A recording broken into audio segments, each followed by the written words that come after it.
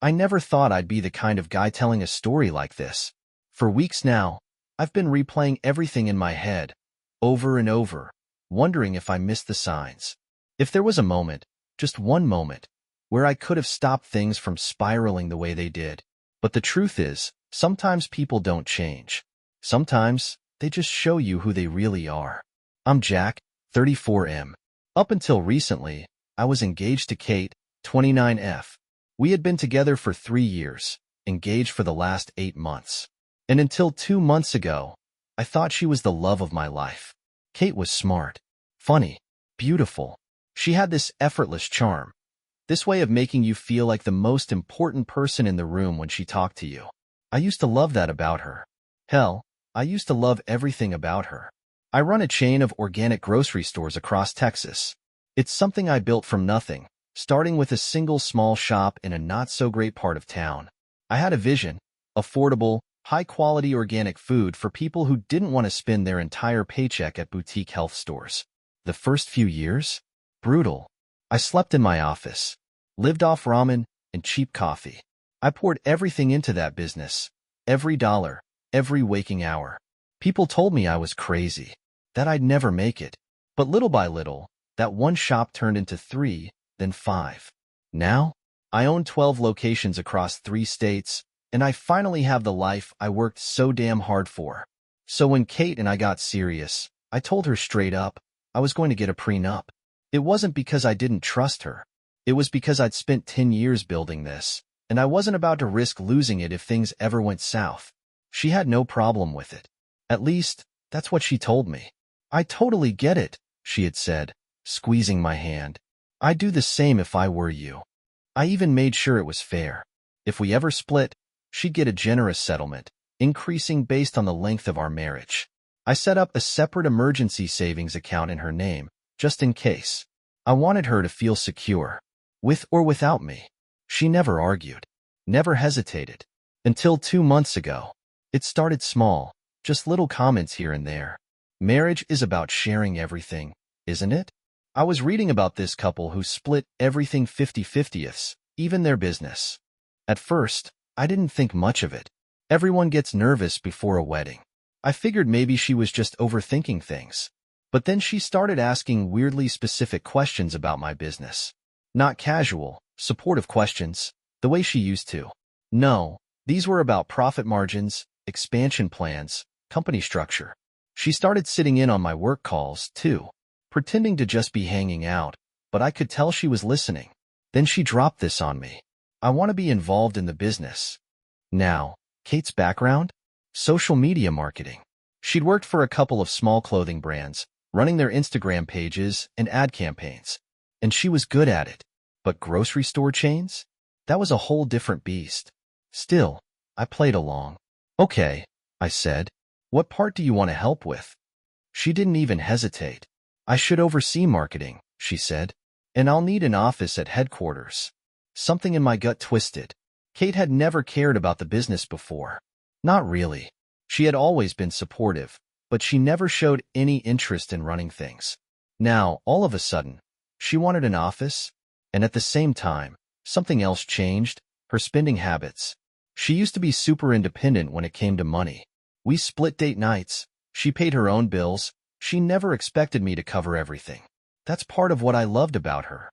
Then, suddenly, everything was going on our shared card. We're talking $500 shopping trips at Nordstrom. $1,200 for a weekend at some fancy wellness retreat. $2,000 at a designer boutique. When I gently brought it up, she just laughed. "Oh, babe," she said, waving a hand. "We're getting married anyway. What's yours is mine, right?" My gut was screaming at me by that point. Something was wrong. Then, last week, I found it. I was going through some paperwork in my home office when I saw a folder on my desk, a copy of our prenup. Only, it wasn't the prenup we had agreed on. I frowned, flipping through the pages. And then, my blood ran cold. This was not the same document. Someone had modified it. Instead of the original terms, this version stated that Kate would be entitled to half of my business. Half. Not just of what I already had, but of any future expansions. Even if we divorced after 1 year. I must have read it 20 times, thinking maybe I was misunderstanding something. But no, the changes were clear as day. I sat there for 2 hours, just staring at it, my heart pounding, my stomach churning. I remembered how Kate had casually mentioned that she had a lawyer friend look over the paperwork. Well, turns out, they did more than just look. I called her, told her to come over, tried to keep my voice normal. But she must have sensed something, because she asked if everything was okay. We just need to go over some paperwork, I said. She told me she'd be there in an hour. That was the longest hour of my life. I laid both versions of the prenup on my desk, the real one and the forged one. I pulled up my bank statements, too, highlighting all her recent spending. Then I waited. When Kate finally walked in, she was smiling, dressed in a brand new blazer, the $900 one from last week. She kissed me on the cheek, acting like everything was normal. "What's up, babe?" she asked, setting her purse down. I didn't say anything, just slid the papers across the desk toward her. "Explain why these are different." Her whole body went still. I watched her eyes flicker over the pages, saw the exact moment she realized she was caught. She let out a forced laugh. "What do you mean?" I pointed at the new clauses, the ones about profit sharing, business ownership, decision-making power. Kate's face paled. Then, after a moment, she straightened her shoulders and met my eyes. "Oh, those," she said lightly. "That's just standard protection. Any smart woman would have those in a prenup." I felt my chest tighten. Standard protection? My voice was low. "Kate, you try to sneak in half my business." She didn't flinch. Instead, she folded her arms and said the words that changed everything. "Well, I need to protect myself, Jack. What if you decide to leave me?" My hands clenched into fists under the table. I had given her everything. And now? Now, she was treating me like some business deal. This wasn't love. This was greed. And I wasn't about to let it slide. I let the silence hang between us, heavy and suffocating. Kate shifted in her seat, her fingers tightening around the edge of the desk like she was bracing for impact. But her expression? It wasn't guilt. Not really. She looked cornered. But not because she regretted what she did. Because she regretted getting caught. I exhaled, slow and steady, trying to keep my voice level. "You need to protect yourself?" I repeated. She lifted her chin. "Yes. I've invested years into this relationship, Jack. What if you decide to leave me?" I blinked. "Decide to leave you?" My voice was eerily calm. "Kate, you are the one who tried to screw me over. What the hell do you think was going to happen when I found this?" Her jaw tightened. "I wasn't screwing you over," she said sharply. "I was making sure I wouldn't be left with nothing." Mark said. I slammed my palm against the desk, making her jump. "Enough with Mark," I snapped. "I don't want to hear his name again." She glared at me, but for the first time, she looked rattled. "Good." I picked up the original prenup and held it up. "This agreement, the one we signed together, already guarantees you financial security. You wouldn't be left with nothing. You'd get a settlement, Kate. You'd be fine." Her lips parted like she wanted to argue, but I didn't let her. I grabbed the altered prenup and shoved it toward her. "But this?" My voice dropped lower. "This isn't about security. This is about greed." Kate's hands balled into fists in her lap. "That's not fair." I let out a bitter laugh. "Not fair." I leaned forward, my elbows resting on the desk. "You tried to sneak in half my company. The company I built before I even met you. And you're telling me I'm being unfair?" Her face flushed red. "I was just thinking about our future." I stared at her. "Our future?" I shook my head. "Or just yours?" Kate inhaled sharply. "I supported you." I closed my eyes for a second, pinching the bridge of my nose. I could feel my pulse pounding in my temples. "Kate, supporting me emotionally does not entitle you to own my business. That's not how this works." She huffed. "I was going to be part of the business." I laughed, but there was no humor in it. "Oh, really? Since when?" She hesitated. Since we got engaged." I was preparing for. "No, Kate." I cut her off, shaking my head. "Be honest. You never cared about the business until Mark showed up?" Her mouth opened, then snapped shut. Bullseye. She knew I was right. Before Mark came back into her life, she never asked about my company. She never wanted to be involved. She never questioned our prenup. But now? Now she was parroting every single one of his arguments. Kate took a shaky breath. Mark just made me realize things. I clenched my jaw. Yeah? And what exactly did he make you realize? She swallowed. That I needed to think long-term. That men like you. She cut herself off too late. I stiffened. Men like me? She quickly shook her head.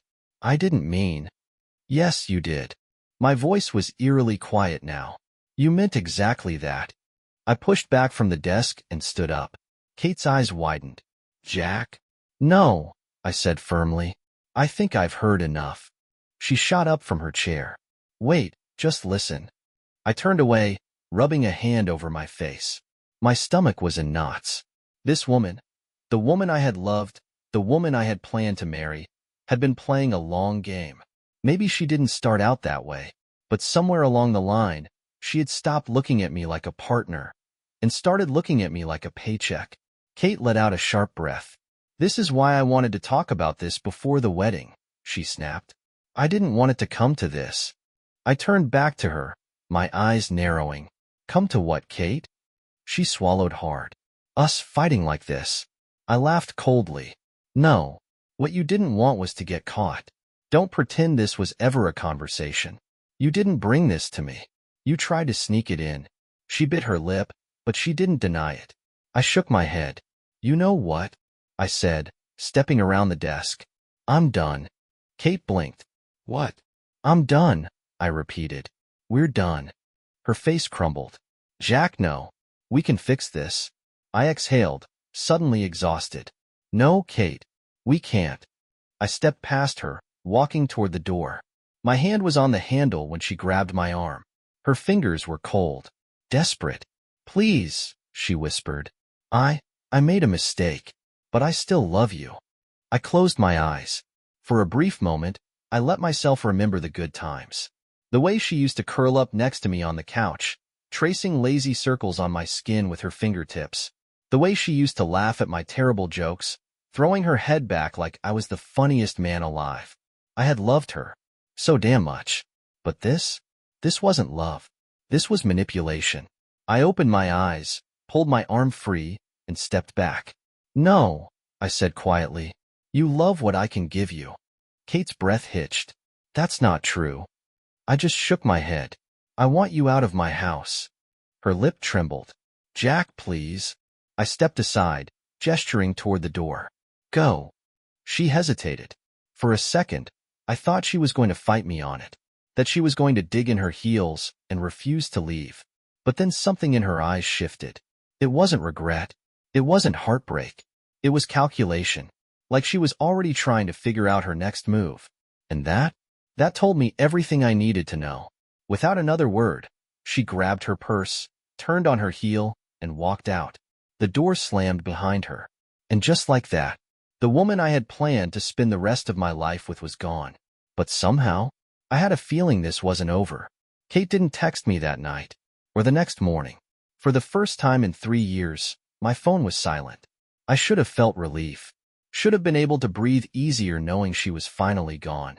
But instead, there was this dull, aching weight in my chest, like something had been ripped out, leaving a hollow space behind. Because for all her lies, for all the manipulation, there had been a time, a long time, where I genuinely thought she loved me.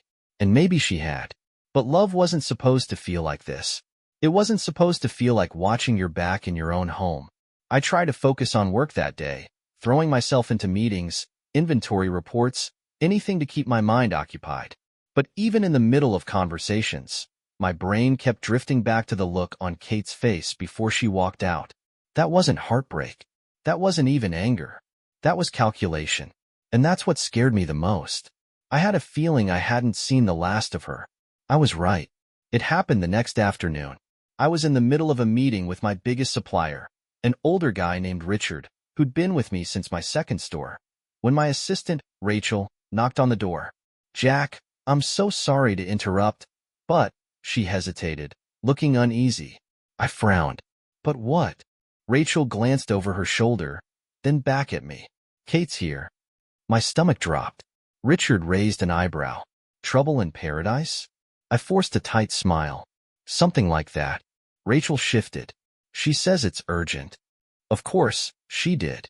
I exhaled, running a hand through my hair. Tell her I'm in a meeting. Rachel winced. I did. I stared at her. And before she could answer, the office door swung open. Kate stood there, arms crossed, expression cold and calculated. We need to talk, she said. I clenched my jaw. I'm in a meeting, Kate. She barely even looked at Richard. Oh, I'm sorry, she said, voice dripping with sarcasm. Am I interrupting business? She spat the word like it was poison. Richard let out a low whistle and stood up, gathering his papers. I can see this is personal, he said, clapping a hand on my shoulder. I'll let you deal with it. I wanted to tell him to stay, to not leave me alone with her, but I had no choice. As soon as the door shut behind him, I turned back to Kate, arms crossed. What the hell are you doing here? She took a slow, deliberate step forward. Mark says I need to start asserting myself more. I exhaled sharply. Mark. Of course. I let out a humorless laugh, shaking my head. So, what? You thought barging into my office was a power move? Kate didn't blink. I thought my future husband might actually listen to me instead of throwing me out like garbage. I scoffed. You stopped being my future wife the second you tried to scam me. Her jaw tightened. That's not what I was doing. I walked around my desk, closing the distance between us. Then explain it to me, Kate, I said, voice low. Explain how changing legal documents behind my back wasn't a scam. She hesitated. For the first time, she actually looked nervous, but it didn't last. She squared her shoulders. I just wanted to protect myself.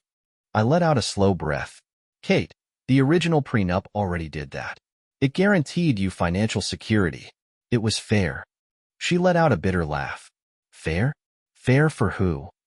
I stared at her, something cold settling in my chest. You really believe that, don't you? I asked quietly. You actually think you were getting the short end of the deal? She crossed her arms. Mark says. I cut her off before she could finish. I swear to God, if you say his name one more time. Kate flinched. I ran a hand over my face, trying to stay calm. Why the hell are you even listening to him? He's got 3 failed marriages under his belt. He's never built anything of his own. He's a leech, Kate. And now, so are you. Her face flushed red. Excuse me? I shook my head. You heard me. You never gave a damn about my business until Mark showed up and started feeding you his bullshit. Kate's hands balled into fists at her sides. You don't know what you're talking about. Oh, I don't. I let out a sharp breath. Then answer this. Did Mark ever ask you for details about my company? Her eyes widened just a fraction, and that was all I needed to see. I took a slow step closer. Think carefully before you lie to me. She swallowed. He was just curious. I let out a humorless chuckle. Right. Curious. My phone buzzed on the desk. I ignored it.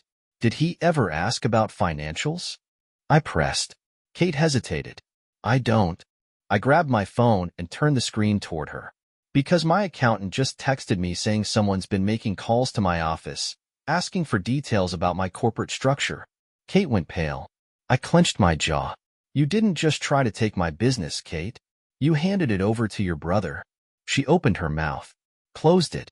Then, finally, she whispered, I didn't know. I stared at her. You're telling me you had no idea what Mark was planning? She swallowed. He told me men like you always try to hide money. He said I needed to be smart. I exhaled slowly, shaking my head. And you believed him? She let out a shaky breath. I didn't want to end up like his ex-wives. My stomach twisted. You actually thought I'd do that to you? I asked, my voice barely above a whisper.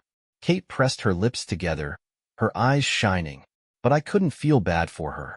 Not anymore. I shook my head. You were planning for a divorce before we were even married. Her breath hitched. Jack? I turned away, gripping the edge of my desk. My knuckles went white. There was nothing left to say. Finally, I spoke. I want you out of my life. Kate flinched. Wait. I turned back to her, my voice like steel. This is over, Kate. For good. Her eyes filled with tears. But I pointed at the door. Get out. She didn't move at first. Then, finally, she picked up her purse, turned on her heel, and walked out. The door slammed behind her. I exhaled shakily, my hands still clenched into fists. Then, slowly, I picked up my phone and called my lawyer. Because this wasn't just about Kate anymore. This was about Mark. And I wasn't going to let him win. I barely slept that night. Every time I closed my eyes, I saw Kate standing in my office, her lips pressed into a thin line, her arms crossed like she was the victim in all of this, like I was the one who had wronged her. But the worst part? It wasn't even about Kate anymore. It was Mark. That bastard had been pulling the strings this whole time, whispering poison in her ear, convincing her that I was the bad guy. And now, I had proof that he had been digging into my company's finances. I needed answers. So the next day, I did something I never thought I'd have to do. I called Julie, Kate's younger sister. She picked up on the second ring. Jack, she sounded surprised. Didn't think I'd hear from you after everything. I exhaled, gripping the phone tighter. Yeah, listen, I need to ask you something. A pause. Then, this about Mark? I closed my eyes. Yeah. She sighed. I was wondering when you'd call. That made my stomach tighten. What do you mean? I asked carefully. Julie hesitated. Then, in a lower voice, she said, Come over. Now.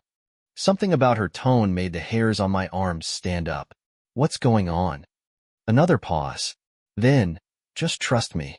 I didn't ask any more questions. I grabbed my keys and left.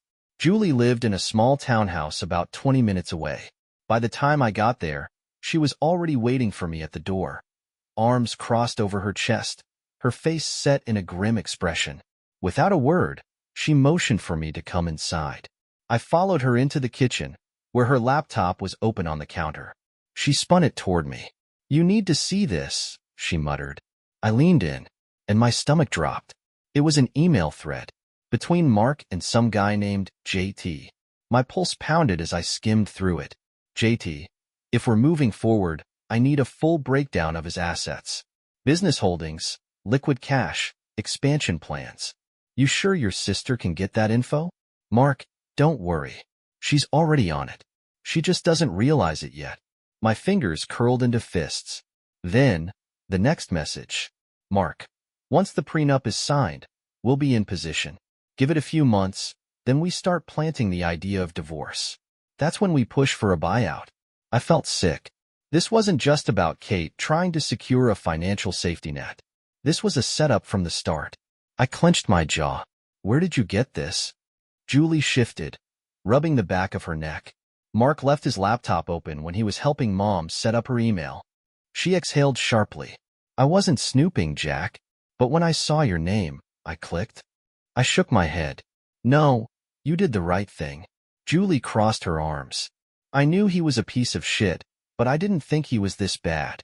I swallowed hard. Kate's name isn't on any of this. She let out a humorless laugh. Because Mark's smart. He wouldn't put her in writing. But come on, Jack. She was in on it. Maybe not from the start, but eventually? She knew. I wanted to deny it. Wanted to believe that Kate was just manipulated. But deep down, I knew. She had chosen this. Julie looked at me carefully. What are you gonna do? I took a deep breath, steadied myself. End it. For good. That night, I sat down and wrote an email to Kate.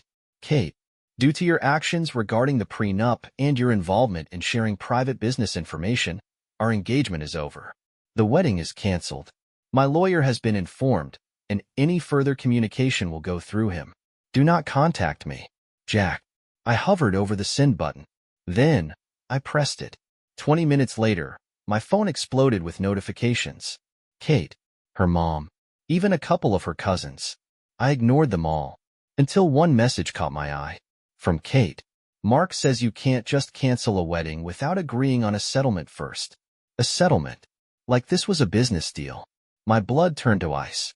I stared at the words for a long moment. Then, I forwarded the message to my lawyer. Because if Mark wanted to play dirty, I was done playing nice. Kate didn't go down quietly. The moment she realized I wasn't going to respond, her messages escalated. At first, it was pleading. Jack, please. We can fix this. Then, guilt-tripping. I gave up everything for you. Don't I deserve something? And when I still didn't answer, the threat started. You can't just leave me with nothing. I'll make sure everyone knows what kind of man you really are. I ignored every single one. Then, 2 days later, I got a call from my bank. Kate had maxed out the emergency credit card I had given her. The one that was supposed to be for, actual emergencies. In 3 days, she racked up almost $122,000 in charges. Luxury shopping, a 5-star hotel stay, a wellness retreat. When I called her, my hands shaking with anger, she actually laughed. You never said what counted as an emergency, she said. I hung up on her mid-sentence and canceled the card on the spot. 10 minutes later, my phone exploded with notifications. Kate, WTF, Jack? You can't do that. Kate, I deserve this after everything I've been through. Kate, you owe me. I stared at the words, while rising in my throat. I owe you? I had given her everything, my love, my trust, my time, and she had turned it into a transaction. That was the moment I knew. Kate wasn't just influenced by Mark. She had made her own choices, and I was done paying for them. That night, I sat down with my lawyer and went over every possible legal option. The engagement ring? Legally a conditional gift, meaning I could get it back. The apartment? She wasn't on the lease. She'd have to leave. The $122,000 in charges? She'd be responsible for them. But just when I thought things couldn't get any worse, Julie called me. Jack, she said, her voice shaking. You're not gonna believe this. She had found something else. Something worse. While helping their mom with some tech issue, Julie had stumbled across Mark's laptop. And inside? A detailed plan, step-by-step instructions on how to scam me. Spreadsheets. Timelines. Even calculations of how much money Mark expected to get from my business. And the worst part? There were text messages between Mark and some unknown number. Mark, she's too trusting. This will be easy. Unknown, once she's married, we push for majority control. Mark, give it a year. Divorce, settlement, we walk away rich. I felt physically ill. They had been planning this for months, before Mark even moved back to town. I hung up with Julie and immediately forwarded everything to my lawyer.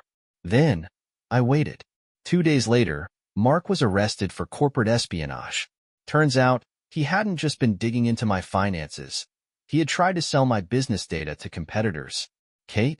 She suddenly wasn't speaking to him anymore. But that didn't change what she had done. I knew, deep down, that even if Mark had manipulated her, she had willingly gone along with it. She had chosen to betray me. A week later, she showed up at my house. Security called me first. She's crying in the parking lot, they said. Do you want us to escort her out? I should have said yes. But some part of me, some stupid, sentimental part, needed closure. So I went down to meet her. She looked like hell. Eyes red, hair a mess, like she hadn't slept in days. Jack, she whispered when she saw me. I held up a hand. Don't. Her bottom lip trembled. I didn't know. I raised an eyebrow. You didn't know he was planning to steal from me? Or you didn't care until you got caught? Tears welled up in her eyes. I just wanted to feel safe. Mark made me believe that you... I exhaled, shaking my head. Kate, you were planning our divorce before we even got married. She flinched. I didn't mean to. I got caught up in... I cut her off. Stop. She looked at me, desperate. We can fix this. I'll sign the original prenup. I won't ask for the business. We can start over. I stared at her, my chest aching. She still didn't get it. This isn't about the prenup anymore, I said softly. It's about trust. And I can't trust you, Kate. A sob escaped her. But I gave up so much for you. I tilted my head. What exactly did you give up? The part-time job you hated? The apartment you could barely afford? Or just the chance to scam someone else? She covered her mouth with her hand, tears spilling down her face. For a moment, I almost felt bad. Then I remembered the fake prenup, the money she spent like it was hers, the way she treated me like a business deal. I stepped back. Goodbye, Kate. She broke down right there in the parking lot. But I didn't stay to watch. I walked away. 2 weeks later, she tried one last stunt. Her new lawyer contacted mine, saying she was pursuing me for emotional damages from the broken engagement. It took exactly one email from my lawyer, with all the evidence of Mark's scam, for her case to be dropped instantly. After that, she disappeared from my life for good. And me? I changed every business security protocol, upgraded every system, and made damn sure that no one like Kate or Mark would ever get close again. But the biggest lesson? People don't change. They just finally show you who they really are.